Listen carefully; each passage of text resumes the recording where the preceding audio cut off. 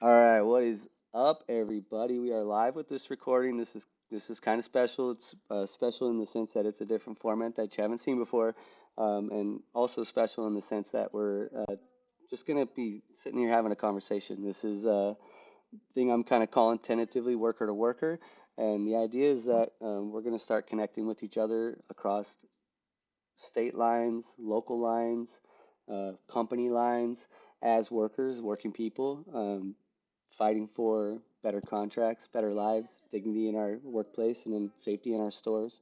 And I'm very, very lucky and very blessed to have Kathleen on from UFCW Local 770 down in Southern California. My name is Eric from UFCW Local 8 in Northern California. I'm an employee for Albertsons Safeway up here, and this is At What Cost. We are a UFCW revitalization group focused on bringing Local 8 to the members and creating a strong and mighty union so that we can build strong contracts. And we do that through conversations like this, building solidarity, educating each other, engaging with each other, hanging out at the bowling alley and the basketball court, and really making the strong connections that we need to send a message to the companies that we will not be divided and we will fight to earn the dignity we deserve. So, with that little introduction, I want to kick it over to you, Kathleen, to maybe introduce yourself and give us a little background. Hi, I'm Kathleen. Sorry I couldn't get my video to work. Next time, I promise. Anyway, my name's Kathleen. I am a shop steward at Albertsons 387, which is in Los Feliz. And if you're in Northern California, you have no idea where that is. It's by the Greek Theater. All There right. you go. I am the steward. I'm also the econ lead, and I'm currently representing my local and five other locals from Southern California on our bargaining committee. The bargaining committee is, we won the right to have rank and file members in the bargaining room. So it's not just the company calling their lawyers and then our presidents calling their lawyers. It's also us. And we sit there, we look them in the eye when they have to say something that we know that they know we're not going to like. We can sometimes get a hint of a squirm. They're real good at the poker face because they've done this a lot. Um, and one fun thing about the bargaining committee is every now and again, the company will say, can we discuss this in a smaller room? And by smaller room, they mean no members. Less people, and specifically us people.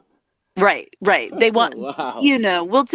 we'll talk to those of us who are wearing button downs, right? We just leave the peasants and the riffraff, Get the peasants out of the building, right? please. We're Uh, about to say something disrespectful about them. Exactly. And gotta say, our presidents have been very good at just shutting that down. It's been really nice to see that respect from our leadership. But then again, I am a member of Local 770. Local 770 is a local that has spent a lot of time looking into what their members need, what their members want, and how their members can best be represented, how their members can feel that they are part of the union. You know, the union isn't the place you call when you have a problem. The union is you, right? I think that's And a missing, uh, that idea that you are the union is something yeah. that specifically just in 770 and getting to meet you stood out to me as a member from Local 8. Um, in our local, the union is a separate entity.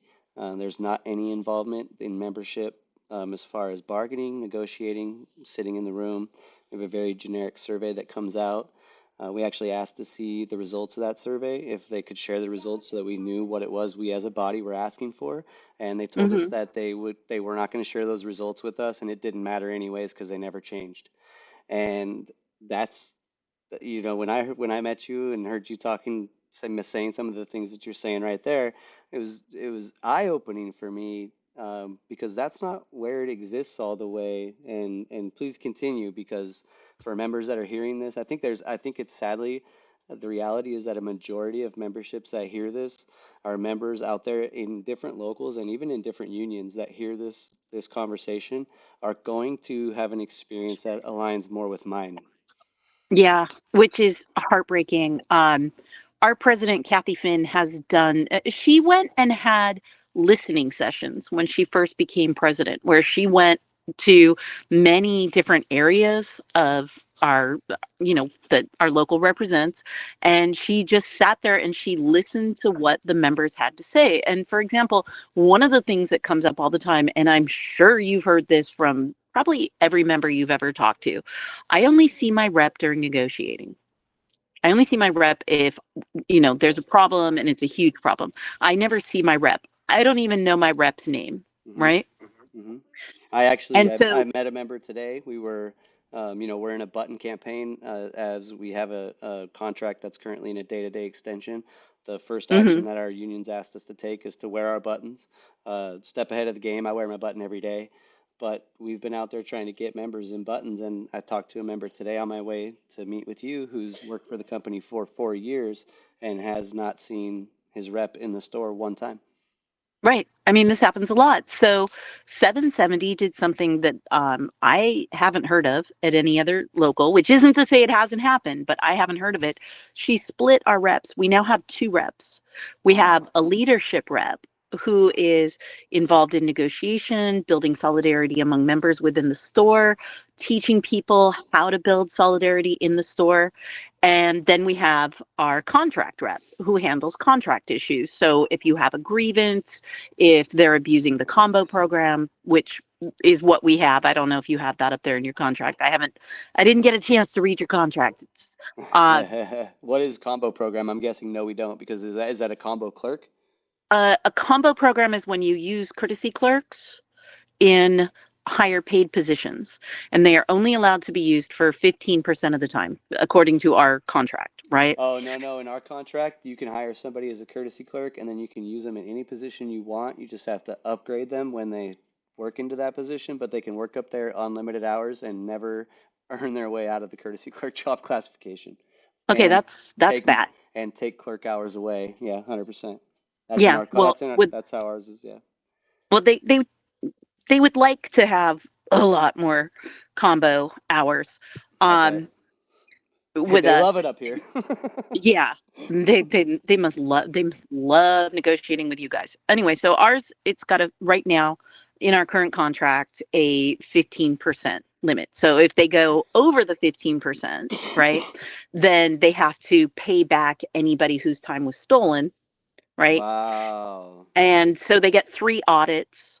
And so you see the reps when they come in to do an audit, and they go back over the time cards and the clock ins, and they see, who was in what department when. And if you fail 3, if a store fails 3 audits, then they are not allowed to use the combo program at all. No courtesy Nice. clerks in any. So what usually happens is they do a couple of audits, they fail, they start promoting people. So it's a really good tool for stewards to use to get people promoted. But Yeah. you're not going to know that if you don't have a contract rep who can explain it to you, right? So having two different reps, one to really enforce contracts and one to build solidarity, it's just a genius plan. And it Yeah. shows that our local is investing in member engagement. And you and I, that's huge because it gives members multiple points to engage and almost like specialty lanes to go down for what they Yeah. need. And not only does that help members feel like they have a quicker path to an answer, it takes a huge burden off of your rep. I feel when I went to the first general membership meeting and we were the only 5 members there, the information that was put out in that membership meeting, it was then on my rep because there was no members there and they refused to put it on Zoom. It was on my rep to then go disperse that information throughout his entire geographical region. That Mm, in and of itself is an impossible task. Like, no wonder you only have quarterly meetings. It yeah. takes him 3 months to get that information to everybody. But that's not even a realistic ask. There's no way he could even do that. And so I actually started to feel sympathy for my rep, in my journey to find out who to blame for this. Right. And I think most people do this. I started with my rep, and in his defense, it's only partially his fault. There's a lot of the model that we exist in under 8, the service model, puts all of the work on the staff, and Right. none of it flows down through the stewards, not even the stewards. God, let alone members that are actively trying to participate and would be willing to help disperse that information. It's all Hmm. just held, and because of that, and we have a very large geographical region, it doesn't get out, it doesn't spread. When I talk to somebody who says they've worked in the store for 4 years and they've never seen their rep, I don't think their rep's never been in that store. Right. But if It's a he's only been in the store 10 times in 4 years, and that guy, and the rep always comes in the morning, that guy works nights, whatever. Yeah. Yeah, yeah, And also, and I mean, I've seen it here at 770 where rep burnout is a thing. yeah, Like they are so busy, they are juggling so much. And at some point, balls start dropping and they just let them fall. And we know what burnout's like, especially 100%. now that staffing is horrible. So, I mean, that's not reps, that's leaderships, and that's not having enough reps. And that, I don't know. I mean, maybe it comes down to money. Maybe it comes down to budgeting. That's something that the members are going to have to, deal with at some point. Yep, Right now, you don't have the ability to do that without massive member solidarity, yep, which I think a lot of locals are going to have to start building themselves, which is heartbreaking. I mean, the amount of people that are in UFCW internationally, like international, like all of hmm us, it's like hmm 700,000 people. massive. It's massive. I mean, we are the sleeping giant. We have the ability to make insane change, not only within our stores, but politically. I laugh when you say sleeping giant because I refer to us as the sleeping giant all the time. Yeah. I got to go out to UFCW Local 7 in Colorado and stand with them on the King's Super Strike line that they were just on. And I Hmm. was out there for 5 days, and just that process and this process, and for you guys that are listening, and then take the step to share the link with somebody else and start paying attention to this stuff, the explosive scale that this can hit it is why the companies put so much money and effort into suppressing our voices. Oh, And yeah. for whatever reason, we're just now kind of finding this footing. But every step we take, I feel like it's exponentially gaining our power. And that might just be me as an eternal optimist.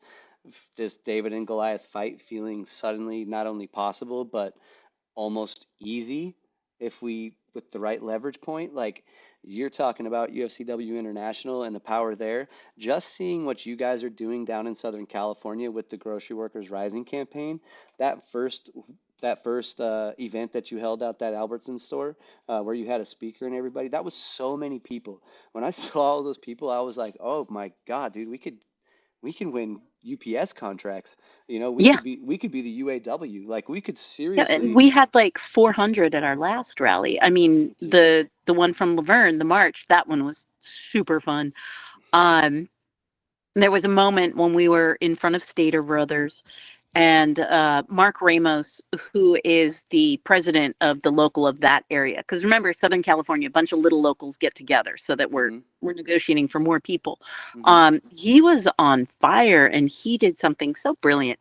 He found a Stater Brothers worker from that exact store and had her come and talk about the staffing issues in that store. Awesome. Because right now, I feel down here in Southern California that we are more focused on staffing than wages. Like we're going to fight for wages. I mean, we always fight for wages, right? Mm-hmm. But the wages are what the company's expecting, right? But they're cutting staffing. I mean, you were on the call with essential workers, right? Mm-hmm. Yep. Yeah. Yep. Um, And they've. I've experienced it. Just for context and for people who may not have interacted with me in the past, I'm 15 years I've had with Albertsons. 13 of those years were spent in management. I was a store director for 4 years Mhm. before stepping down and joining the union. So, unfortunately, most of my experience with the staffing being cut is from the management side, and that has been absolutely atrocious, Oh yeah. especially for me as a salaried employee. um, at the time, and with my tongue so firmly on the boots of my bosses, uh, I lost probably years off of my life that I'll never get back, trying to make up for staffing shortages with my unlimited and unpaid labor. Yeah, yeah, because you're salaried. So they do it to all of them. I mean, my poor store director is absolutely losing her mind. I mean, I'm pretty sure I saw her drink 3 5-hour energy drinks in one No day. shit, that's not even a exact. Yeah, and I I'm don't. like, "Girl, you are gonna die." Yeah, Like, and you know literally what? die. Quick for the people that from Safeway and Kroger and everybody else that's listening to this right now, trying to find a way to beat us, you have a serious problem because your store directors, your management out there, they support what we've got going on because if you think we feel the burn, they're feeling it too. I've Oh, in yeah. up here in our area, management, store management has actually been extremely supportive. And Mhm. that's been really nice. And that's actually just a testament to how atrocious these companies have been treating the people that are Right, but making them all the money. also be careful. Yeah, no Be kidding. real careful, You know, okay? that's I Because hear that warning. I do hear that warning. well, and also them being nice is borderline unfair labor practice. Okay, so what is an unfair labor practice? An unfair Yeah. labor practice is the best wedge that unions have, okay? For a couple of reasons. Well, let's go back. An unfair labor practice is anything that sort of interferes with the union and its members. So the union working for its members, the union communicating with its members. So, but it has nothing to do. When you say union, that there's so remember there's a feeling inside of me that that means my union rep, No, my union no. officers, This isn't UFCW. This is unions. This is federal law, and you're talking about union members, rank and file. right? So, so members, right? It's anything that gets between a union and its members. Right? So an unfair labor practice has nothing to do with ignoring seniority or firing somebody for an unacceptable reason or anything. It's none of that. Okay. It's not contract language. It's none of that. Um, it's interfering with the union working with or communicating to its members. So things like, let's say you're all wearing your buttons, right? And somebody who is not a member says, you can't wear those buttons. They're against dress code. That is an unfair labor practice, right? Nice. Let's say your contract says you have a union bulletin board, which is how the union communicates with you. The stewards put up paperwork, right? And the store says, oh, we don't have room for that. Unfair labor practice. They are interfering with the union communicating with its members. So it's that sort of Come back. No, you're good. yeah, for some reason, like I can't figure out how to put this on cellular and my Wi-Fi's being naughty. Bad Wi-Fi. It's all good. You were just mentioning that if they say they don't have room for the Yeah, bulletin for the board. bulletin board, and Hmm. the bulletin board's in your contract. Or if you, as a steward, are talking to a member about negotiations, Hmm. and a store director, a non-member, comes up and starts asking you questions about it, even frivolous questions, even supportive questions. They can be trying to get information for the company, which means that they're spying on you, and that is also an unfair labor practice. Now, the way an unfair labor practice is you file a grievance, a federal grievance, right, with the National Labor Relations Board. Once that grievance is filed, you have the ability, not necessarily you have to do it, but you have the ability to go out on an unfair labor practice strike. And that's actually what happened in Colorado. Yep. They were negotiating and they said, we need this information to discuss staffing. And they had to give it to them because that's the law when you're in negotiation. If a proposal is put forward and information is needed, you have to give it to them. They did not. That is an unfair labor practice. That is interfering with the union working for its members by negotiating, right? So they were able to Absolutely. go on an unfair labor practice strike. Now there's two kinds of strikes. This is where it gets good, right? There is a economic strike, right? And an economic strike is when it's like, okay, everybody in this union, you're out. You're going to go march. right? Mm-hmm. With an economic strike, you are essentially quitting your job. So Right. then the union needs to negotiate your salary, your seniority, all of that when you come back. So that puts the union in a weaker position because the first thing they're going to negotiate for is, your seniority, your salary, your benefits. And then they can go back onto the stuff that you went out on strike for. With an unfair labor practice strike, it doesn't have to be everybody. You don't have to tell the company when it's going to happen. The way you go out is the way you come in, right? So Yeah. you don't lose your seniority, you don't lose your hours, you go out, you come back the same, right? And I mean, I don't really like using war terms, but Yeah. it's kind of easiest, okay? An economic strike is kind of like two big armies coming at each other. You got the union, you got the company, and it's everybody against everybody, right? Right. An unfair labor practice strike is like guerrilla warfare, right?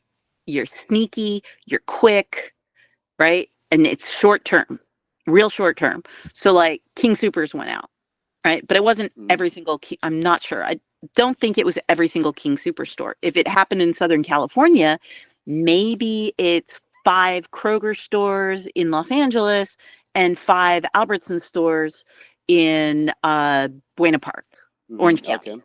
right? And even the members won't know what store is going to go out.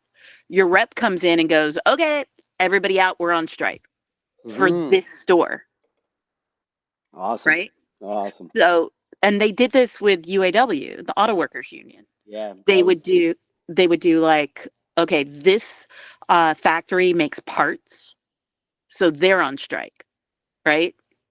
And everybody else shuts down because this factory is on strike. And then after 2 weeks, they'd be like, oh, by the way, we're going to move over here. And these yeah. people are going to be out. And those were unfair labor practice strikes. So they are a lot more loosey goosey. They're a lot more mobile. The company cannot hire scabs immediately because even the members don't know when it's going to happen or who it's going to happen to. And it's kind of an amazing tool. Huge rug pull on the bosses. Protection for the worker, very strong. Yeah. Way less worry and fear associated with long-term risk, and definitely the way to go. Member knowledge, like Hmm. about the things that you just talked about, is essential to being able to catch unfair labor practices in your store. Exactly. For people who are watching the video later, and you can't see it right now, Kathleen, but I put up a PDF that I made that is breaking down the differences between a ULP strike and an economic strike. Because what happened up here in Local 8, in the Save Mart contract that just got ratified at the beginning of this year, they had an unfair labor practice charge filed against Save Mart for not providing information. Hmm. They held that strike vote, and without informing the members or explaining what it was the members were voting for, they piggybacked an economic strike vote on the ULP strike vote and got the double yes. And when we went to the meeting, they were all of the staff were celebrating that they had secured the economic strike vote with the ULP strike vote. And I asked if they had explained the difference between those two to any of the members because I think that the members deserve to know what they're voting on when they vote for those Oh, strikes, God, yeah. and they did not. That did not happen. So part of educating and engaging each other is having these conversations and bringing this information to each other. First of all, this information is available and out there. You hear Kathleen talking right now with an insane amount of knowledge and expertise around this subject matter, and she's also leading the ecom department in her store. I'm a Yeah. rank and file grocery worker. I'm a receiver, but I am also helping to educate myself and the people around me on these things. The reason that I'm saying that to you, the people that are listening, is because in some locals or in some unions, you might be made to feel that you're not enough or that you're not capable of understanding or interpreting or grasping these concepts or ideas. And I would like to challenge you and say that you absolutely are and should be, and that's probably a suppression tactic more than anything. Um, Hmm. so, it's everybody's got a lot going on in their lives. Everybody's got a million different plates they're trying to spin, but to take a slice of that and dedicate it to your in building your solidarity and your union knowledge and becoming an active and engaged union member will pay huge dividends in terms of good contracts and a more dignified life in your workplace that is safer for you and the people that you work with and leaves more energy in your tank and in your life to enjoy the fruits of your labor, the thing that you should be enjoying, which is your life outside of work. So don't be intimidated by any of these things. Don't be afraid of of any of this information. Don't be made to feel like you're not smart enough or good enough or capable of engaging in these types of things because you absolutely are.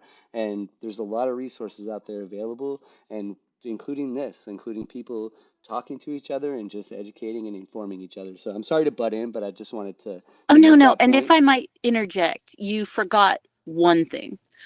The main reason for becoming an active and engaged union member is that it's fun. Like, Yeah, okay, like work is work. I really appreciate this perspective view because I do get a lot of accusations of being a little too intense. Right? No, no. I mean, like, okay, so we got to get people to wear buttons in our stores, right? And it's a great way to talk about being a member, being an engaged member, but it can also be really fun. Like I have almost everybody in my store wearing a button and coming to me when they forget their buttons or asking me, "Do you have any buttons on you? It was on my other apron and I forgot it." And the way I did it was not by being the badass button bitch. I'm not your boss. I'm not going to come up to you and go like, "Why aren't you wearing your button?" Oh, right? No, that's no fun. If you work in a grocery store, you get that attitude from everybody every day, and we've all had Oh my enough of that. God, dude. So what I do is compliments. Oh my God, your eyes are beautiful today. They're reflecting off your button. Are you taller? Oh my God, no, it's the button. I mean, I only say that to tall people, but like, and I come up with the most ridiculous stuff, right? But it's all positive and and I've got other people doing it. Like they'll notice that somebody is like wearing their button. They'll be like, "You look so pretty. It's your button," right? Just stuff like that. That's how I got my cat team. Like God, dude, work is work, but you're union is making the me fun feel stuff. sheepishly aware of how I might just be sliding back into like old management Yeah, yeah. mode No, the union isn't about. in trying to move some of these things and really needing to rethink my approach with that. Yeah, the union is not about being bosses at each other. The union is about having fun. I mean, getting power back is fun. I mean, Seriously. sitting at the table at the bargaining committee can be very frustrating. And they have sent some stuff to us that is straight up insulting, right? But at the same time, I'm sitting there with all of the power. All Yeah. of the power. If I Which is the power to withhold your labor. Is that what Yeah, you're the referring to? power to withhold my labor, the power for them to walk out of the room and us to look at a proposal and go, no, no, we are going to keep talking about this, right? The power to make them uncomfortable, the power to say, no, you cannot go in a smaller room and just discuss this with the presidents. We are going to be here, and you are going to be responsible for every word that comes out of your mouth. And if you're worried that you might say something that we're going to take back to every single one of our members Yeah. and possibly mention in our communications, then you're right. Yeah, don't say There's, it.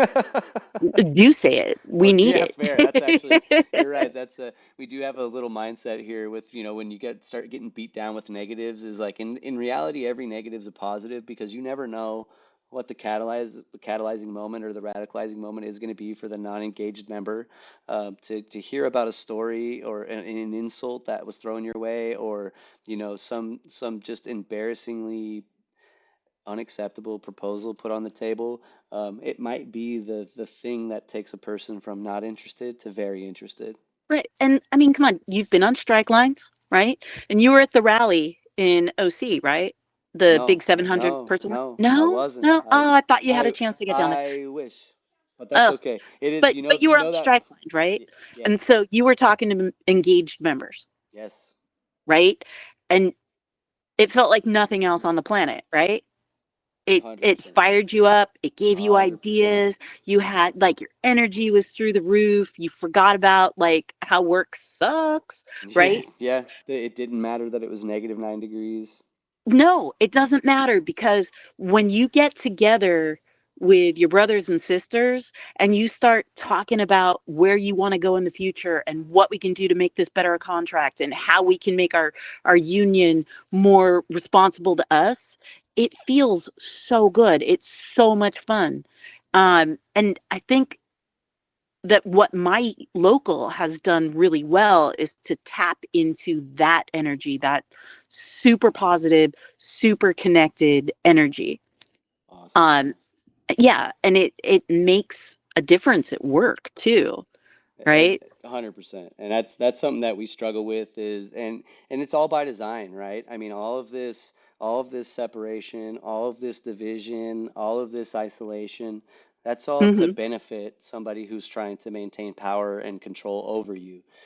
Yeah, The reason you know that to be true is because every time you attempt to and successfully break it down, there's this huge backlash and huge pushback against it. right. So, But look at it this way: outside of the reps, okay, just members, only rank and file members at a store. Let's say you have a store director who has to cut hours, and so he started cutting into people's contractually obligated minimums, right? Like down here, it's 28-hour minimums, right? mhm, We won that on our last contract. We went from nice, 24 to 28. Yeah, it was really historic contract. And it was huge. also the first contract where we had members on the bargaining committee, and Mm, which has been great for me because I can say, okay, let's go back 6 years. We won historic gains. We got 120 cents or $1.20 an hour over 3 years. So break that down, right? So it was like 40 cents or something mhm. a year over, and that was historic at the time. We'd Wow, never gotten more than a quarter, right? Like our really? raises were sucky. And Whoa, then we get members on the bargaining committee. We get 450 over 3 years, right? nice, nice. And we get the 28-hour minimum work week, right? That killer, That's the difference with member engagement dude. right there, right? Real dollars, like actual Real dollars, real impact. change. So, of course, now with them cutting all the hours, the store director's getting real weird about people having the correct amount of hours. Now, as a steward, I can go in and I can say, look, so and so is supposed to get 28 and she's got 26 on the next schedule, Hmm. right? Now, let's say my store director, and this has happened, did that to 6 people in 1 week. Now, I can, as a steward, go in and address each one of those individually. But if we had solidarity, the solidarity I want in my store, I could take all 6 of those with me. Oh And yeah. we can all stand there and say, look, our hours are like, we don't have to be mean. We don't have to be aggressive. We just go in and go, look, these are the 6 people who are having a problem with their hours. Now, one way, me as a steward doing everything means that I'm going to be back the next week, Hmm. right? Hmm. Taking Yeah. everybody in there with me means I'm not going to have to do that again. That sends a really strong message. Yeah. So, and so far, I've managed to get 3 people at a time to go with me Hey, to say, here's a problem with the hours. even catching it. I mean, it's that like how as a steward in your store, how much time do you spend? And is this time that's your personal time, I, looking into things I, like that? I'm ecom. I have to talk to just about everybody in the store all day, which is great for being a steward. But even if I wasn't, I still like on my breaks, I still circle the store. I touch base. The reason people started coming to me is because I did catch one by accident. I was just looking at the schedule and I was like, what, why does she have 12 hours? That is so bizarre. So I went to her and I said, like, why do you have 12 hours? And she says, well, I took a Saturday off. And I was like, well, then you should still have 24 hours. Let's go fix this. And I got that one fixed. And then I started telling, once I saw that, I started telling everybody, if you have a problem with your hours, if your hours are not what they're contractually obligated to be, come talk to me. Cool. Right. And then we had 1 week where it was like 8 people, and I managed to get 3 of them to go to the office with me. And that made a difference. The next week, everybody's hours were fine.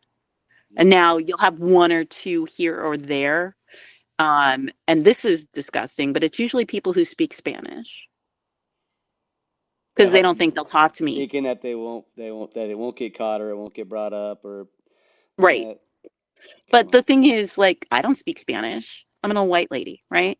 But I'm friends with people who are bilingual in the store, Yeah. and they will just tell the bilingual person to tell me, right? Hmm. Because they trust me. But it's not about me being a good steward. It's about me getting these people to stand up for themselves. And I'm the spokesperson because I have the protection. All they do is stand there, right? Hmm. But that's how it works. That's how you build power in your store. We need to keep at it, and that's one to speak on something that occurred in our store. Nobody in our store had current copies of the contract when I had stepped down from management, so we pushed to get updated. They had the old contract with the printouts with the addendums, but Hmm. no actual contract with the complete language. And so once we got that in our hands and everybody was able to see all their pay tables, we started finding all kinds of pay discrepancies and pushing the Yeah. company to audit the hours. And we actually have got it to the point now where the response that the company is giving is that it's a global issue that they've identified for Northern California, and they're working Hmm. through it, which for some reason the union's accepting that, and not pushing them to figure it out faster. But Yeah, there was call your some, labor board. I don't know how it works up north. Here in Los Angeles, there is actually a grievance you can file with the labor board where the company has to pay you, like, I think it's $100, like, I think the for company every straight up time they mess admitting up. that they know it's a massive problem is like, what the heck, what are we doing? Right. Why is that And our the problem problem now with as the employee? Right. And the problem with going to the labor board here with it is that it takes years. Like, Oh, but you do yeah. eventually get a check. I Um, guarantee you, if there's a labor board contact up here, they're sitting there thumbs with nothing to do. So if I'll look into that. Thank you for that, yeah. because that'll be a good one. I don't want to keep you for too long, but it's been 30 minutes, and in all honesty, for people listening to this video that made it this Yeah. far, that's a good time. That's Yeah. about Yeah. a car ride to work. But I would absolutely love to invite you to speak with me some more. This was for me an extremely engaging and enjoyable conversation, and hopefully members Oh, listening to it out there would agree. And I think we have a lot to learn, just about the direction that we can go, and hearing from you, Kathleen, in 770, and some of the things that you guys are doing down there, a huge inspiration. So thank yeah. you very Yeah. much. Yeah. And just start getting your stewards more involved. I've talked to a lot of stewards up here, and a lot of them don't know exactly how much power they have. You Yeah. know, and let's start using that power. Like I said, it's fun. Yeah, It's fun to I have think some of our the power. stewards are a very underutilized resource. I took the shop steward status because there wasn't a steward in the store when I stepped down, and so I just took it because I was interested in getting engaged in the union. And my union rep actually pulled me aside and said that you can't be my shop steward. I expected more loyalty out of my shop stewards, and What? I said that my expectation was that my loyalty was to my brothers and sisters. Like, I'm never going to kiss your ring, so if that's the case, then go ahead and take it. And that was my experience with stewardship. And in terms of what it meant to be a steward in Local 8, it was just a title. There was no education, no information, no engagement, nothing from Local 8 proper. I was left on my own to try to start looking into what it even meant to be a shop steward, and that's what even set me on this path. So I agree that shop stewards are a vastly underutilized resource, and in a lot of business locals that don't operate under the bottom up, worker to worker, member driven organizing model that 770 has adopted. I think your Mm-hmm. experience, it probably matches my experience with disengaged and uninformed, and not to their fault at all. Stewards who have a title, and that stewardship just means that they have the reps personal cell phone that nobody else has.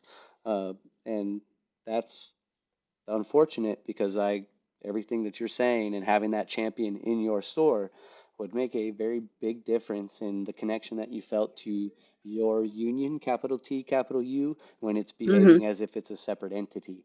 So that's Yeah, again, when I say things are being done by design, I'm referring to things like that. that's really disheartening.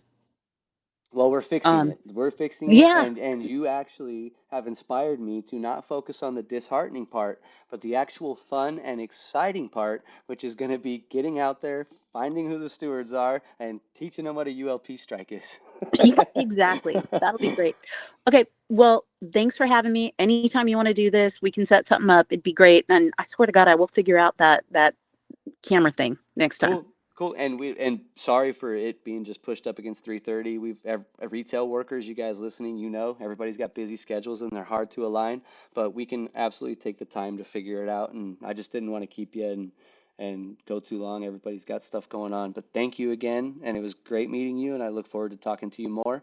And for those of you out there that are interested in what we have going on, we're a group called At What Cost. You can find us on YouTube, Facebook, Instagram, and Discord. Look us up, and we'd be happy to engage with you more about everything that we're doing here in Local 8 and hear about what you're doing in your local and your union.